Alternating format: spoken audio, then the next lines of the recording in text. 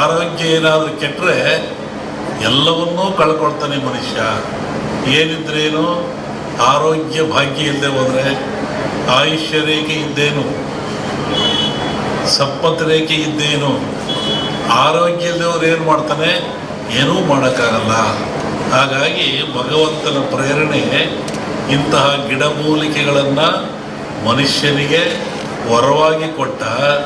ಇದನ್ನು ತಿಂದು ನೀನು ಉಪಯೋಗ ಮಾಡಿಕೊಂಡು ಸದೃಢವಾಗಿ ಬಾಳು, ಆರೋಗ್ಯವಂತನಾಗಿ ಬಾಳು, ಭೂಮಿಯ ಮೇಲೆ ಸದಾಕಾಲ ಇದ್ದು ಒಳ್ಳೆಯದನ್ನು ಮಾಡು ಅಂತೇಳಿ ಇಂತಹ ಗಿಡಮೂಲಿಕೆಗಳನ್ನು ಕೊಟ್ಟ ಭಗವಂತ.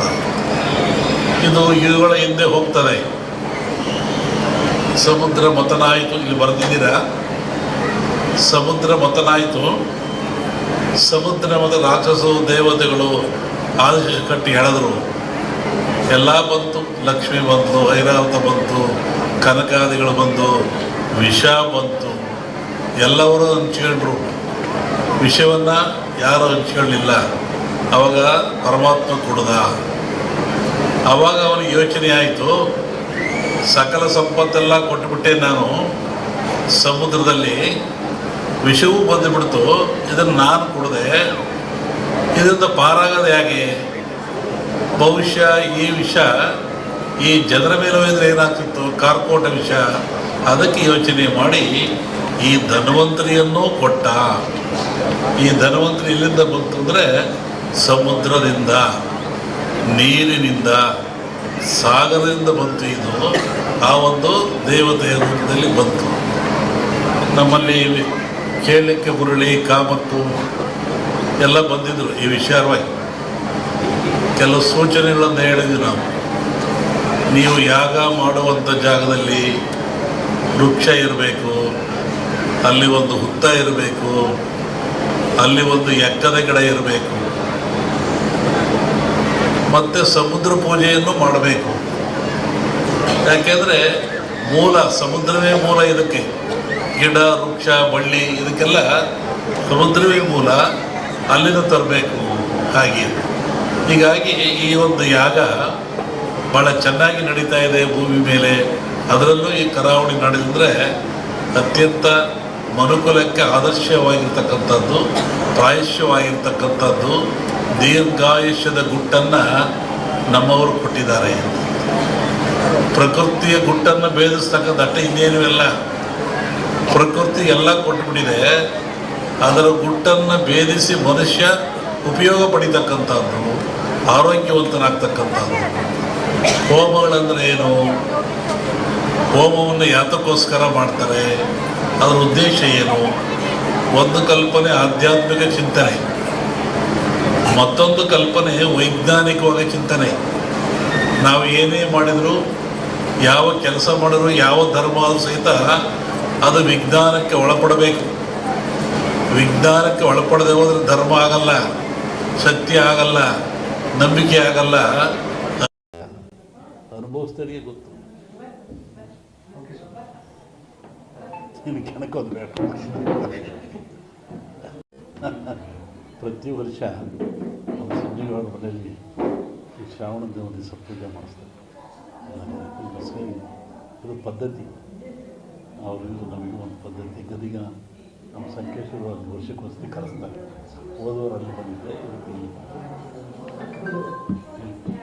ರಾಜ್ಯದಲ್ಲಿ ಮಳೆ ಇಲ್ಲ, ಸಂಪೂರ್ಣವಾಗಿ ಮಳೆ ಕಡಿಮೆ ಆಗಿದೆ. ಮನುಷ್ಯ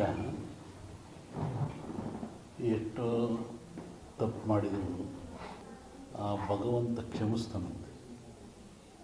ಮನುಷ್ಯ, ಪ್ರಾಣಿ, ಭೂಮಿ ಏನು ಮಾಡಿದ್ರು ಸೃಷ್ಟಿಕರ್ತ ಅವನೇ ಅಲ್ಲದೆ ಅವನು ಕ್ಷಮಿಸ್ತಾನಂತೆ.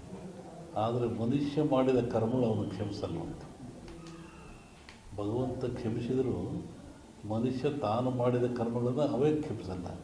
ಹಾಗಾಗಿ ಮನುಷ್ಯನ ಕರ್ಮಬಾಧೆಗಳು ಹೆಚ್ಚಾದಾಗ ಇವೆಲ್ಲ ಸಾಮೂಹಿಕವಾಗಿ ಅನುಭವಿಸಲೇಬೇಕಾಗ್ತದೆ.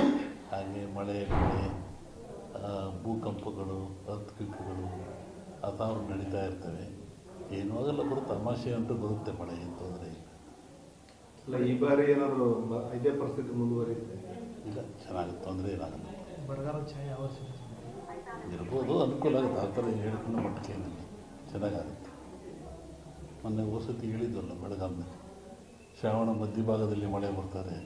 ನೀವು ಉತ್ತರ ಕರ್ನಾಟಕದಲ್ಲಿ ಆಯಿತು, ಎಲ್ಲ ಕಡೆಗೆ ಆಯ್ತಲ್ಲ. ಈಗ ಅಮಾವಾಸ್ಯೆ ನಂತರ ಇಲ್ಲಿ ಬರುತ್ತೆ, ತೊಂದರೆ ಇಲ್ಲ. ಅಮಾವಾಸ್ಯೆ ನಂತರ ಈ ಕಡೆ ಈಗ ರಾಜಕೀಯದಲ್ಲಿ ಬೇರೆ ಬೇರೆ ರೀತಿಯ ಬೆಳವಣಿಗೆಗಳು ನಡೆದವು. ಮೈತ್ರಿಗಳು ಯಾವ್ಯಾವ ಪಕ್ಷಗಳು ಲೋಕಸಭಾ ಚುನಾವಣೆ ಹಿಂದೆ ಲೋಕಸಭಾ ಚುನಾವಣೆ ಪೂರ್ವದಲ್ಲಿ ಈ ಬಗ್ಗೆ ಅದು ಬಂದಾಗ ಹೇಳೋದು, ಈಗೇನದು ಅವಶ್ಯಕತೆ ಇಲ್ಲ. ಅದು ಇನ್ನೇನು ಬಂದೇ ಬಿಡುತ್ತಾ ಹೇಳೋದು ಇನ್ನೊಂದ್ಸತಿ ಗೊತ್ತಿರೋದು ಧರ್ಮ ಅಂತ. ಧರ್ಮ ಅನುಮತಿ ಪಡೆದು ರಾಜ್ಯಭಾರ ಮಾಡ್ತಿದ್ರು ಅವರು. ಹಿಂದಿನ ಚಕ್ರವರ್ತಿಗಳಿಗೆ ತಲೆ ಕಡೆ ಶಕ್ತಿ ಇತ್ತು. ಅವರು ಕಾಲ್ನಡಿಗೆಯಲ್ಲಿ ಆಶ್ರಮಕ್ಕೆ ಹೋಗಿ ಆ ಗುರುಗಳು ಬರೋರಿಗೆ ಕಾದು ಅವ್ರ ಆಶೀರ್ವಾದ ತಮ್ಮ ರಾಜ್ಯಭಾರ ಮಾಡಿದರು. ಇವತ್ತು ಉಳ್ಕೊಂಡ್ರು. ಹರಿಶ್ಚಂದ್ರ ಆಯಿತು, ಶ್ರೀರಾಮಚಂದ್ರ ಆಯಿತು, ಪಾಂಡವರಾಯಿತು, ಅನೇಕ ರಾಜರು ಮಾರು ಇವತ್ತು ಉಳಿದ್ದಾರೆ ಅಂದರೆ ಅವರು ಧರ್ಮದ ಅವಲಂಬಿಯಾಗಿದ್ದರು. ಒಂದು ಧರ್ಮ ಇತ್ತು, ಒಂದು ಗುರಿ ಇತ್ತು. ಇವರಿಗೆ ಧರ್ಮನೂ ಇಲ್ಲ, ಗುರಿನೂ ಇಲ್ಲ, ದುಡ್ಡು ಮಾಡೋದು ಒಂದೇ ಗುರಿ. ಹೀಗಾಗಿ ಬಹುಬೇಗ ಆಕ್ಸಿಡೆಂಟ್ ಆಗ್ತಾಯಿದೆ ಗಾಡಿಗಳೆಲ್ಲ. ಎಲ್ಲಿವರೆಗೂ ಮತಗಿಡುವಂಥ ಮತದಾನ ಮಾಡುವಂಥವನು ಯಾವ ಅಪೇಕ್ಷೆ ಇಲ್ಲದೆ ಮತ ಮಾಡುತ್ತಾನೆ, ಅಲ್ಲಿಗೆ ಅವಾಗ ರಾಮರಾಜ್ಯ ಸಿಗುತ್ತೆ. ಯಾಕೆ ನೀವೇ ಪರ್ಚೇಸ್ ಒಳಗಾಗ್ಬಿಟ್ರೆ ಮುಗಿದೇ ಹೋಯ್ತಲ್ಲ. ಫಂಡಮೆಂಟಲ್ಸ್ ನಾವು ಅದನ್ನು ನೋಡ್ಬೇಕಷ್ಟೇ. ಗಿಡಪ್ಪ ನಿಂದು ಅಂತ ತೆಗಿ.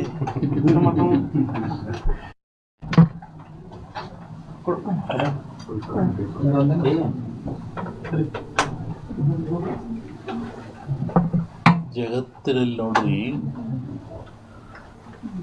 ಸಮಾಚಾರ, ವಿಚಾರ, ಪ್ರಚಾರ.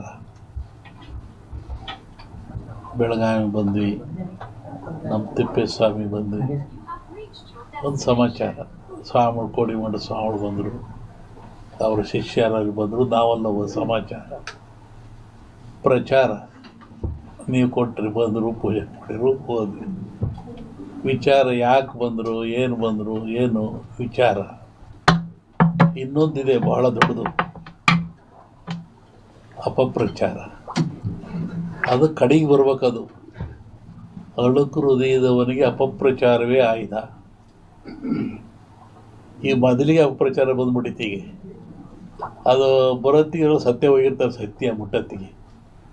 ಹಾಗೆ ಎಲ್ಲಿವರೆಗೂ ಜನರಿಗೆ ನೈಜವಾದ ಜ್ಞಾನ ಮತ್ತು ಯಾವುದನ್ನು ಇನ್ನೊಂದು ಹೇಳ್ತಾ ಇರ್ತಾರೋ ಈ ಬುದ್ಧಿವಂತರು, ಮಾಡಿದಾರ ಪಾಪ ಆಡ್ದಾರ ಭಯ ಬಿಡೋ, ನೀನು ಯಾಕೆ ಮಾತಾಡ್ತೀಯ, ನಿನಗೆ ಬರುತ್ತೆ ಅಂತಾರೆ. ಹಂಗಲ್ಲದು.